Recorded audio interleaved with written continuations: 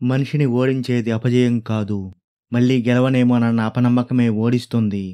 అందుకే మీపై మీకున్న నమ్మకాన్ని ఎట్టి పరిస్థితుల్లో కోల్పోకండి. జీవితంలో ఒకే లక్ష్యం, ఒకే గమ్యాన్ని ఏర్పరచుకొని, దాన్ని సాధించడం కోసం స్పష్టమైన ప్రణాళికను ఏర్పరచుకొని, నిరంతరం శ్రమించేవాడు ఎప్పటికైనా మంచి విజయాన్ని సాధించి తీరుతాడు. ఎప్పుడు కూడా ఈ 3 విషయాలు అస్సలు మర్చిపోకూడదు. 1. ఇప్పుడున్న కాలం పరిస్థితులు ఎప్పుడూ ఒకేలా ఉండిపోవు. నీ చుట్టూ అలుముకున్న ఎటువంటి గడ్డు పరిస్థితులైనా కొంతకాలానికి మారిపోక తప్పదు. అందాక మీరు చేస్తున్న ప్రయత్నాన్ని అస్సలు విడిచిపెట్టకుండా ఓర్పుతో ఎదురు చూడండి. 2. జీవితంలో ఓర్పు, సహనం అనేవి లేకుండా ఏదీ సాధ్యం కాదు. 3. ఈ ప్రపంచంలో ప్రతి ఒక్కరూ ఒంటరివారే. నీ గురించి నువ్వే ఆలోచించాలి. నీ జీవితాన్ని మార్చుకోవడానికి నువ్వే కృషిని చెయ్యాలి. జీవితంలో కొంత దూరం నీకోసం నడిచేవారు ఉంటారు కానీ, నీకు బదులుగా నడిచేవారు ఎవరూ ఉండరు. ఈ వాస్తవాన్ని నువ్వు గుర్తుపెట్టుకో.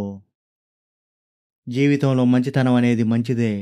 అది ఎంతవరకు అంటే, దానివల్ల మనం నిరంతరం బాధపడనంత వరకే.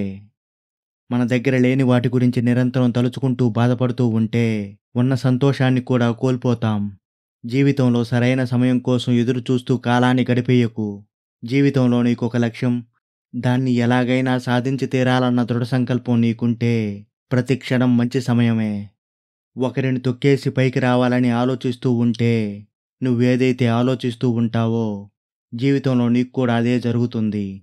మన పెద్దలు కూడా అంటూ ఉంటారు కదా, యద్భావం తద్భవతి అని. కర్మ ఎవరిని కూడా వదిలిపెట్టదని గుర్తుపెట్టుకోండి. హక్కుల్ని సాధించాలి అనుకుంటే, నువ్వు చేయాల్సింది ప్రార్థనలు కాదు, తీవ్రమైన పోరాటాలు. నీ జీవితం ప్రశాంతంగా ఉండాలి అంటే, అనవసరమైన గొడవల్లో అసలు తలదూర్చకూడదు. జీవితంలో మన ఆలోచనలు ఎలా ఉంటాయో, మన జీవితం కూడా అలాగే సాగుతుంది. అందుకే మన చుట్టూ ఉన్న పరిస్థితులు ఎలా ఉన్నా కూడా, ఉన్నతంగా ఆలోచించడం అలవాటుగా మార్చుకోవాలి. జీవితంలో ఉన్నతమైన శిఖరాలను అధిరోహించాలనుకుంటే, టాలెంట్, హార్డ్ వర్క్‌తో పాటు క్రమశిక్షణ కూడా చాలా ముఖ్యం. నీ గురించి ఎదుటివారు చెప్పే మాటల్ని నువ్వు అసలు విశ్వసించకు. నీ వల్ల కాదు, నువ్వు సాధించలేవు అని వారు పదే పదే చెబుతున్నారంటే, వారు చేయడానికి భయపడుతున్నదేదో నువ్వు చేసి చూపిస్తున్నావని. అటువంటి వారి మాటల్ని అస్సలు పట్టించుకోకు. నువ్వు చేయాల్సిందల్లా ఆ పనిలో విజయం సాధించి చూపించడమే. అందాక నీ పనిని నువ్వు చూసుకుంటూ వెళ్ళిపో. ఒక్కసారి నువ్వు విజయం సాధించిన తర్వాత అప్పుడు మూతపడతాయి వాళ్ళ నోళ్ళు. జనాలు అసాధ్యం అనుకున్న పనిని ఎవరో ఒకరు సాధించి చూపించేంత వరకు వారా పనిని అసాధ్యమని బలంగా నమ్ముతూ ఉంటారు. దాన్నే నిజమని ఎదుటి వారికి కూడా బోధిస్తారు. కష్ట సమయం వచ్చినప్పుడు నువ్వు బలంగా నిలబడితేనే, నీలో ఉన్న బలహీనతలను తెలుసుకుని వాటిని మార్చుకుంటేనే నీ జీవితం మారుతుంది. పిరికివారు చూడలేని ఎన్నో అవకాశాల్ని ధైర్యవంతుడు చూడగలడు. ఒక పనిని చూసి నువ్వు భయపడుతున్నావు అంటే, ఆ పని పట్ల నీకు సరైన అవగాహన లేదు అని అర్థం. జీవితంలో ప్రతి మనిషి నా గురించి ఎదుటివారు ఏమనుకుంటున్నారోనని ఆలోచిస్తూ ఉంటాడు. దానికి బదులుగా తన గురించి తాను ఏమనుకుంటున్నాడోనని క్షుణ్ణంగా పరిశీలించుకుంటే జీవితాన్ని ఈజీగా మార్చుకోగలడు. అహంకారం అనేది మనిషి పతనానికి కారణమవుతుంది. ఎప్పుడూ కూడా నేనే, నాకేంటి అని అస్సలు అనుకోవద్దు. ఇప్పుడు ఉన్న జీవితం తలకిందులవ్వడానికి ఒక్క క్షణం కూడా పట్టదు. ఈ విషయాన్ని అసలు మర్చిపోకు.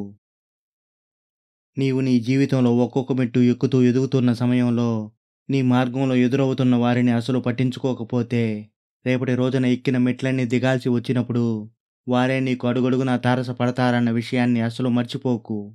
గడిచిపోయిన కాలం ఎప్పుడూ భవిష్యత్తునివ్వదు. అది కేవలం ఒక విలువైన అనుభవాన్ని మాత్రమే ఇస్తుంది. ఆ అనుభవంతోనే నువ్వు నీ భవిష్యత్తును నిర్మించుకోవాలి. ఈరోజు నీ జీవితంలో నీ వద్ద ఉన్నవన్నీ కోల్పోయినా సరే, ధైర్యంగా నిలబడి, రేపటి రోజున కోల్పోయిన వాటన్నిటినీ ఈజీగా సంపాదించగలనన్న నమ్మకం ఉంటుంది కదా! అదే నిజమైన ధైర్యం. అటువంటి ధైర్యమే మీ జీవితంలో మీరు ఊహించిన వాటినన్నిటినో మీకు కానుకలుగా ఇస్తుంది. జీవితం మీపైకి 100 సమస్యలను సంధించినా సరే, వాటన్నిటినీ ఎదుర్కొని, ఒక్క పరిష్కారంతో సమాధానమివ్వు. అప్పుడు ఆ సమస్యలన్నీ పారిపోతాయి. జీవితంలో కంఫర్ట్ జోన్ అనేది ఒక బందిఖానా లాంటిది. అది మిమ్మల్ని జీవితంలో ఒక అద్భుతమైన సాహసయాత్ర చేయనివ్వకుండా అడుగడుగునా అడ్డుకుంటుంది. అందుకే అటువంటి బందికానాను బద్దలు కొట్టుకొని ఈరోజే బయటకొచ్చి కొత్తగా ప్రయత్నించు. ఓటమనేది మన జీవితంలో మనకు ఎన్నో విలువైన పాఠాల్ని నేర్పుతుంది. అందులో మొదటిది, మన వాళ్ళెవరో మనకు తెలిసేలా చేస్తుంది. కాలమైనా, అవకాశమైనా మన దగ్గర ఉన్నప్పుడే వాడుకోవాలి. ఒక్కసారి చేజారిపోతే ఎంతగా తల్లడిల్లిపోయినా ఏమాత్రం ఉపయోగం ఉండదు.